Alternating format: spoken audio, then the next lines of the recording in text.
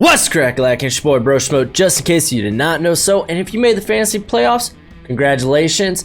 Let's see if we get you that championship. But we're gonna go into some waiver wire targets. It's important to find maybe potential streaming options that might have a higher upside than some of the guys you have now, you know, that might have pretty tough matchups. I'm looking at you, Patrick Mahomes. And again, man, Lamar Jackson and Sean Watson put on a show against those guys. But before we get into that, go ahead and become a bro and subscribe. Leave a thumbs up if you enjoy. I'll be on Twitch tonight playing some good old Pokemon. So if you want to come chat, feel free to do that. And yeah, without further ado, let's get in. We're talking quarterbacks. Ryan Tannehill. Ryan Tannehill is an excellent streaming option. The dude has been money. Just this past game, he put up his first sub 20-point game since becoming the starter. It's a tough Indy defense. The game was played tough for the most part all the way through to near the end. But he's got a great matchup this week against Oakland, who just got torched by Sam Darnold and Patrick Mahomes. But mainly Sam Darnold. Like, come on, the dude just got shut out by Cincinnati. So it's a great matchup. He's available in almost 80% of leagues, so that's a good go get there. He's also got Houston and New Orleans during the fantasy playoff stretch, so not the most enticing games, but still. Then a wonderful streaming option this year has been Ryan Fitzpatrick. The guy's been on a tear. He scored over 30 points last week against Philly, and his upcoming schedules just looks great. He's got the Jets, he's got the Giants, and then he's got the Bengals. They can't run in Miami, so best believe they're going to be passing. So he could be a great streaming option if you really need to. You could ride Fitzpatrick to a championship.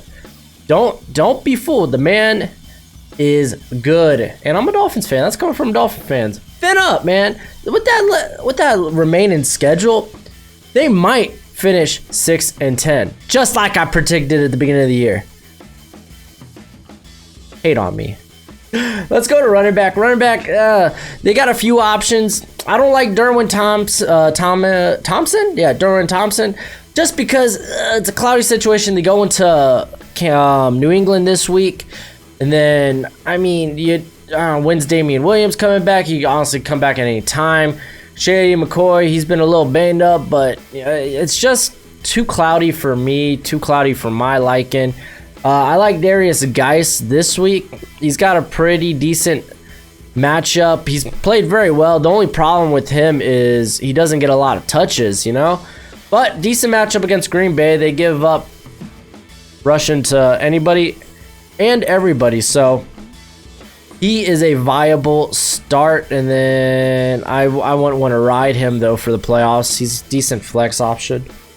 And then, dude, Seattle, they just ran the ball 38 stinking times against Minnesota. So Rashad Penny's not a terrible option, even if he's just on your bench. You know, I like it. He scored in half PPR leagues 28 points last night. So I mean, the dude last 2 weeks, he's seen 29 carries, 4 catches. There's a lot to like there.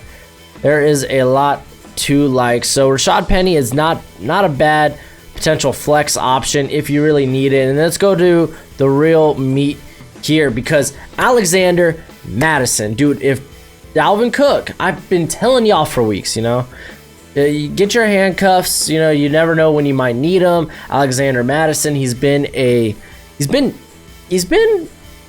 there. He's been up there as far as handcuffs, just because we know Dalvin Cook has a bit of an injury past. So having him is really good. And even if Dalvin Cook plays this game against Detroit, I think Alexander Madison should see a decent sized share. Especially if the game gets away from Detroit, then man, you think Dalvin Cook's gonna be taking those late carries? And I mean, he had 4 receptions last night, 2 for 51 yards. So he's utilized in that manner as well. They also have Green Bay down the stretch, week 16, which will be typically your fantasy championship. So, and Green Bay just gets ran on. So he's a pretty darn good option there. Pick up off the waiver wire if you really desperately need to stream, especially this week. I think he's a wonderful option this week. Looking really at the rest of potential guys that are on your waiver wire. Peyton Barber, I don't want anything to do with the Buccaneers. Frank Gore has been terrible. Benny Snell kind of loses value if James Conner's back. Yeah, there's just not a lot. Raheem Mostert with Matt Breida potentially coming back. That's kind of alarming, kind of hard to trust. So yeah, those are 3 guys I think would be pretty solid options. Real quick, I got a mock draft coming out later today. I'll be editing it after I put this up on YouTube. So be on the look for that. It's going to be a 3-rounder, so it's going to be fun. And then on to receiver. Here's a slew of guys that you could potentially stream. Just saying. AJ Brown's been pretty hot. He's definitely the best receiver on that Titans team. He's not going to see a ton of targets, but he's a big play threat. He's not bad in the flex. He's got, who does he got this week? He's got Oakland, which they just laid down the past couple of weeks against Jets, Chiefs, so it's not a bad option there. And then we go to Darius Slayton, who also, Sterling Shepard's a very sexy target as well, but he's owned in like, what is it, 69% of leagues, so he doesn't make the cut here. But Darius Slayton, he has a knack for playing good again in good matchups, playing really good in good matchups. Like against the Jets, he had 10 receptions, 121 yards, 2 touchdowns. Against Detroit, he had only 2 receptions, but they went for 2 touchdowns on 5 targets. Minnesota, which actually that's been a good matchup this year. 4 receptions, 62 yards, touchdown. So buy into it, and his target count's been pretty solid last couple of weeks. 9 and 7, and then the bye, and then 14. So not a bad option down the stretch. They have Washington, they have Miami. So, and this week, Philadelphia is a pretty good matchup as well. So, Darius Slayton is not a bad pickup this week. And then Zach Pascal, really, I know Zach's kind of, excuse me for a second, I gotta. And Zach Pascal, love him, you either love him or you hate him. The guy, he's put up some duds. We could all admit he's put up some duds, especially when we're going to try to rely on him. But with T.Y. Hilton questionable, Chester Rogers on IR, who are they going to go to? Jack Doyle? Yeah. Eric Ebron's on IR. So Naheem Hines now becomes a top target there, right? Marcus Johnson. I mean, Paris Campbell's even questionable. So I know he's put up some duds, especially in the last few weeks. Really since that Pittsburgh game. So since week 9, he's put up dud after dud after dud. But last week he came alive. He's got a great matchup this week against Tampa Bay. They love to give up points to receivers. They're 32nd if you didn't know. So he's a fine flex option. Then they have the Saints and the Panthers, which aren't great options. But I think Zach Pascal honestly would be my top target if I really needed to stream a receiver this week. So just saying. I'm just saying. And then Robbie Anderson, he's been hot. I know it's hard to trust Robbie Anderson. I think Jamison Crowder will eventually get his mojo back. But it's a great matchup against Miami. I know last time I said that for Robbie Anderson, I said if he doesn't produce against Miami, then you might as well just drop him. And he's been good the last couple of weeks. Cincinnati last week, or this is past Sunday, 7 receptions on 10 targets, 101 yards. There we go. Then the week before, 4 receptions, 86 yards, touchdown. It's a good matchup. You know, if you really need to, he's not a bad flex option. He's got the upside. You just got to be aware that he may be a dud. He may be a goose egg. And then Anthony Miller. Tough matchup this week for Anthony Miller, though. He's got Dallas. You'll have Green Bay and Kansas City down the stretch, which are also tough matchups. But if you are in a tight bind, this guy, he last 3 weeks, he has 33 targets over the course of the last 3 weeks. That's good. That's great. That's 11 targets per game. He's averaging what, 12, 21. He's averaging 7 receptions. So he's seeing the volume, and I don't think that'll change. And it's tough to rely on Mitch Trubisky. But I mean, if you really need to stream a guy and you miss out on the first 4 I mentioned, then Anthony Miller, not terrible. You know he's going to get a bit of the share. But yeah, Mitch Trubisky, man. Why Mitch? Why? And then let's go to tight ends. Oh, up. There we go. First, I got Mike Gesicki here. My boy. Fins up, baby. Fins up. Dolphins, I'm loving it. I'm loving it. Put up 15.5 points this last game. Yeah, since week 9. Since week 9, he's had 6 or more targets. This past game, he had 7. He's played very well. He's played very, very well. He's owned in only 15% of leagues. Tough matchup against the Jets, but let's see what he put up last time against the Jets.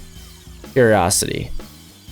It was 6 receptions for 95 yards, and that was on 6 targets. So, you know, I see they can exploit that matchup. So Gesicki's been a fine option. And then a guy I'm surprised that's still available in a majority of leagues is Dallas Goedert, dude. The guy's been a monster. He's been a tight end one because Zach Ertz has kind of had to function as the wide receiver one. Okay, this week they did get Alshon Jeffrey back. He had a huge game. See what the target count. I mean, Ertz, he saw 6 targets, didn't do much with them. Goddard, though, dude, 7 targets, 6 catches for 66 yards. The guy has seen, wow, yeah, since week 6, he's seen 4 or more targets. Very solid. He's played very well, you know, and in this very tough fantasy tight end climate, I mean, sometimes you got to find guys that you know will give points that'll be steady. Goddard is that guy. And then if you're looking to the future in your fantasy playoffs, I said this, I think last week, maybe even the week before, but I like Jacob Hollister. The guy's come in and he's kind of been Will Disley-esque. They're not afraid to go to him. He just had 8 targets last night, 6 receptions, 44 yards. He does have a couple of duds in there. Well, no, Philly, he had a dud. But it's that week 7 matchup that's really juicy. Like this week, not that juicy. Week 16, they face the Cardinals. The Cardinals that give up points to the tight end for free. For free. I think he's a solid play for your championship if you want to stash him. I mean, look what they gave up to Tyler Higbee just this past week. So, yeah, he's good. And then Ryan Griffin, the guy, he's available in almost 75% of leagues. And I think that's ridiculous. They just gave this man an extension, and he's been steady. I say ridiculous. He's been steady. He's going to get you a few points. See, he's only scored, let's see. Since week 8, he's only scored under 5.5 once. And that was against the Giants. So he's been solid. He just had 7 receptions last week. He's got Miami, Baltimore, and Pittsburgh. Not sexy going down the stretch, but good matchup this week. Let's see. What did he put up last time against Miami? 6 receptions, 50 yards. So, yeah. I think Griffin's a fine option if you can't really snag Gesicki or Goddard. But that's it for the video. Go ahead and do the YouTube thing. It's much appreciated, much obliged. And much luck. Hope you do well in your fantasy playoffs. Make it to that championship. I got starts and sits coming out tomorrow, so be on the look for that. And till next time. Oh, wait. I got a mock draft. I should have mentioned that earlier in the video. I'll probably just cut it in somewhere. Till next time, you be easy, my friends. Later.